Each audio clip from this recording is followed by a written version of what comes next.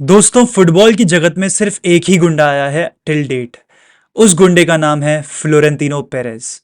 यहां पर तुम में से कुछ महाशय क्वेश्चन कर रहे थे पापा पेरेस को एंड कह रहे थे कि उस पप्पू एनरिके रिकेल्मे को बन जाना चाहिए हमारा अगला president, because he might be having a different sporting project, a different view point for real Madrid.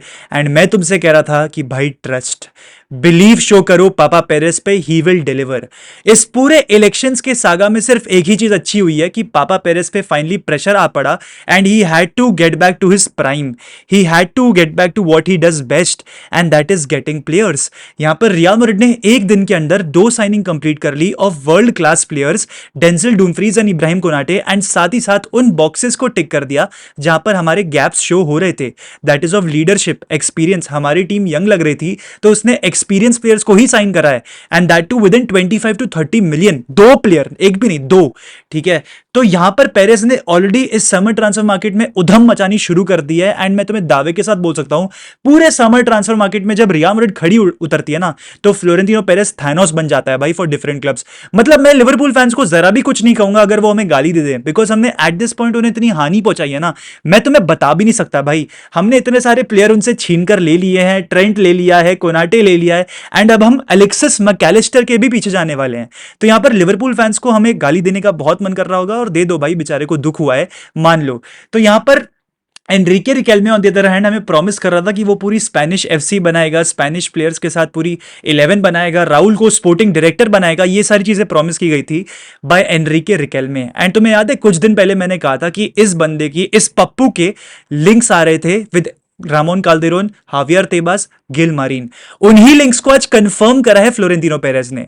मैं एक बार को झूठ हो सकता हूं, लेकिन पापा पेरेस ना मुन्ना ना, वो कभी भी झूठ नहीं बोलेगा भाई। He is don Florentino Perez. And यहां पर आगे जाके रियल मैड्रिड और डिफेंडर्स को साइन करने वाली है। यहां पर जोस्को ग्वार्डियोल का इंटरेस्ट पूरी तरीके से कंफर्म हो चुका है, और फ्लोरेंटिनो पेरेस ने इस साइनिंग के लिए ग्रीन लाइट भी दे दी है। तो यहां पर I have no question whatsoever that Josko Gvardiol will also join Real Madrid in this summer. And यहां पर वो मेरे ख्याल से ज्यादा इंपॉर्टेंट प्लेयर बनेगा हमारे लिए rather than Ibrahima Konate. Video को एंड तक जरूर देखना दोस्तों, बिकॉज यहां पर मैं बात करने वाला हूं about how Denzel Dumfries and Ibrahima Konate will fit in Jose Mourinho system. And साथ ही साथ मैं तुम्हें बताऊंगा कि कौन बेटर है, एलेक्सिस मैकैलिस्टर या फिर एंजो फर्नांडिस, बिकॉज हम इन दोनों ही प्लेयर से हेवीली लिंक्ड है। तो अगर तुमने चैनल को अब तक सब्सक्राइब नहीं किया, then what the hell are you doing भाई। चैनल को फटाफट से सब्सक्राइब करो, इस वीडियो को लाइक करना और इस वीडियो को अंत तक जरूर देखना। एंड हाँ, मेरे इंस्टाग्राम को भी फॉलो कर लो, बिकॉज वहां पर बहुत जल्द 30,000 सब्सक्राइबर्स का गिव अवे का मैं अनाउंसमेंट करने वाला हूं। तो फॉलो करो, the link is in the description. Now coming back to the topic, now coming back to the video. सबसे पहले बात कर लेते हैं अबाउट डेंजिल डुमफ्रीज। हम सब जानते हैं कि ये बंदा इंटर मिलान में था, 3-5-2 के सिस्टम में बंदे ने विंग बैक खेला है या फिर एक अटैकिंग फुल बैक के रोल में खेला है। लेकिन मैं यहां पर बात करना चाहता हूं particularly about how he will fit in Jose Mourinho system. यहां पर डेंजिल डुमफ्रीज एक रेगुलर स्टार्टर बनने के लिए नहीं है, he is here to compete with Trent Alexander Arnold for that right back position. And मैं ज्यादा सरप्राइज नहीं होऊंगा अगर ला लीगा में मेजरली ट्रेंट को स्टार्ट मिले और चैंपियंस लीग गेम्स में डुमफ्रीज को स्टार्ट मिले, बिकॉज डुमफ्रीज बहुत फिजिकल है, प्रेस रेजिस्टेंट समवॉट आप मान सकते हो है, बट वो हैवी टचेस भी ले ही लेता है। एंड एट टाइम्स जब वो फॉरवर्ड जाता है ना, तो वो कभी कभार बहुत स्पेस छोड़ देता है, एंड अल्टीमेटली इंटर मिलान वहां से गोल्स खाने की एक प्रोबेबिलिटी रखती थी।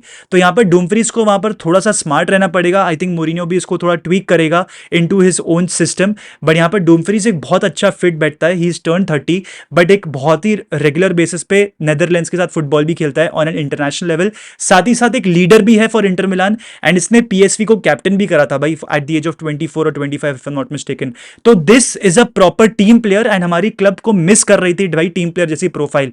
तो डूमफ्रीज एक बहुत सॉलिड प्रोफाइल है, और मेरे ख्याल से डूमफ्रीज जो है एक high intensity transition oriented system पे थ्राइव करता है। तो यहां पर जोसे मूरिन्यो जब डिफेंस टू अटैक के ट्रांजिशंस करेगा, वहां पर डूमफ्रीज जैसे प्लेयर को बहुत अच्छी तरीके से यूज करेगा। एंड डूमफ्रीज साथ ही साथ हग करना पसंद करता है टच लाइन को, नहीं लिटरल सेंस में हग करना पसंद नहीं करता, वो टच लाइन के पास बॉल रखना बहुत प्रेफर करता है, like very very wide. And Mourinho के फुल बैक्स अगर तुम लोग को याद हो, he prefers having full back जो कि बहुत विड्थ प्रोवाइड करे उसकी मिडफील्ड को और उसकी अटैक को। तो यहां पर डूमफ्रीज का वही रोल रहने वाला है, एंड वहां पर लेफ्ट हैंड साइड पे हमारे पास करेरास रहेगा। मैं तुम लोग को बताता हूं, टॉटनम में मूरिन्यो ने ये रेप्लिकेट किया था with Serge Reguilon and Matt Doherty, जिनका सेम रोल था, जो कि आपके डूमफ्रीज और करेरास का भी होगा और ट्रेंट का भी होगा। तो यहाँ पर मैड्रिड फुल बैक वाले एंगल से पूरी तरीके से सॉर्टेड है। यहाँ पर अब सेंटर बैक की अगर बात करें, हमने इब्राहिमा कोनाटे को साइन कर लिया है ऑन अ फ्री।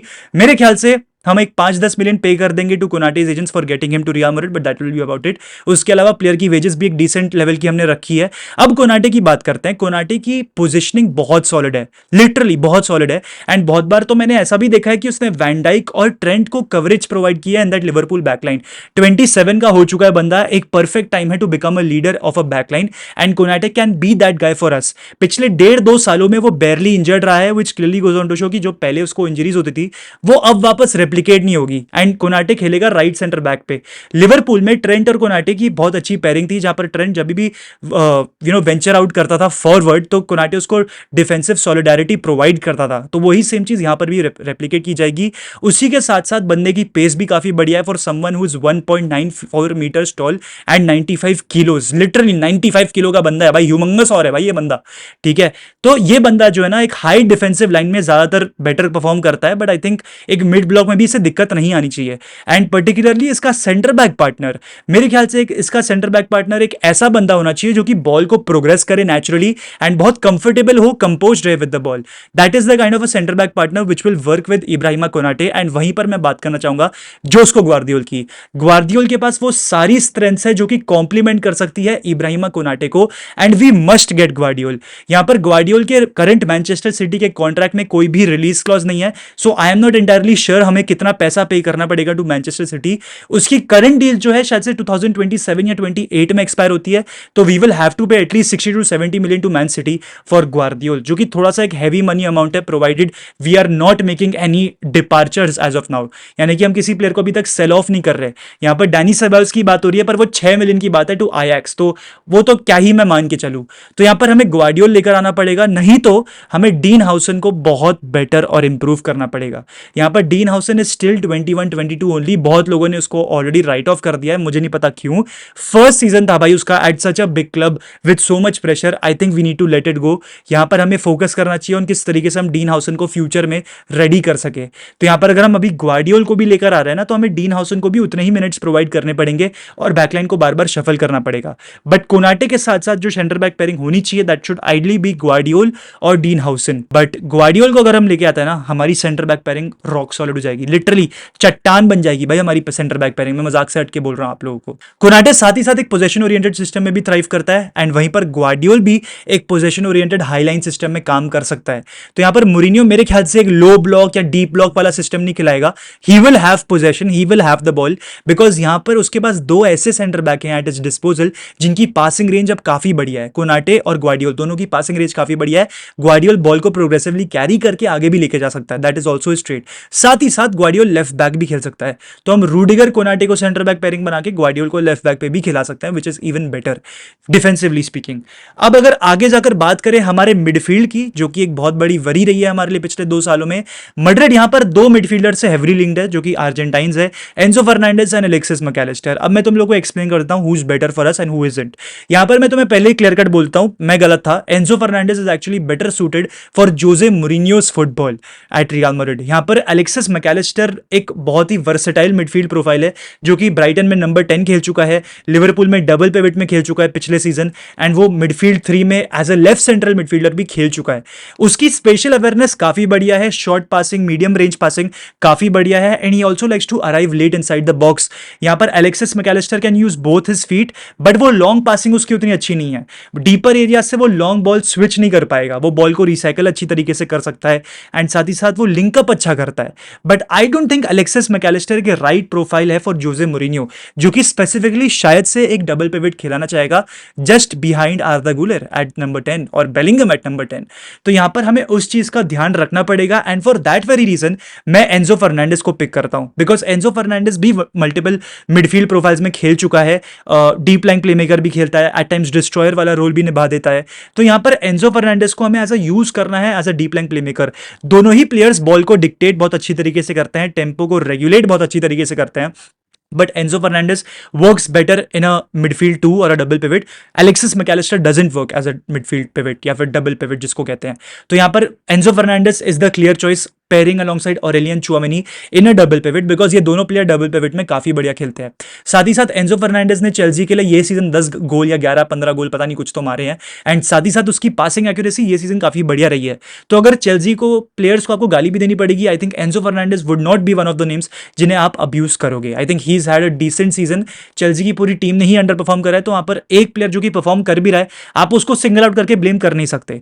तो Enzo Fernandez is probably a deep lying play maker, that's the right way to put it, and हमें उसी तरीके से उसे यूज करना है। एंड साथ ही साथ वो सेंट्रल एरिया में पोजीशन को डोमिनेट भी बहुत अच्छी तरीके से करता है। तो for those very reasons I think Enzo Fernandez is the right choice for us and not Alexis Mac Allister.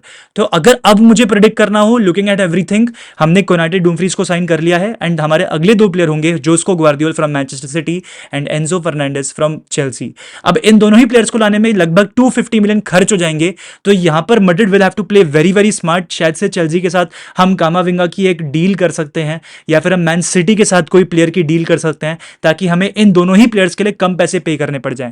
तो वो देखना पड़ेगा, बट यहां पर ऐसा ही दिख रहा है हमें कि अब ग्वार्डियोल और एंजो फर्नांडिस लिंक्ड है, बिकॉज ऑन द सेरो के एक जर्नलिस्ट ने, जिसने पिछले साल प्रेडिक्ट किया था डीन हाउसन और एल्वारो करेरास की साइनिंग्स को, उसने प्रेडिक्ट करके बोल दिया कि फ्लोरेंटिनो पेरेज ने ग्रीन लाइट दे दी है फॉर ग्वार्डियोल। यहां पर एंजो फर्नांडिस पे ये आ गया है कि player wants to join us, but Madrid के एंड से बहुत ज्यादा क्लियर एक्टिविटी नहीं दिखी है अराउंड दैट प्लेयर।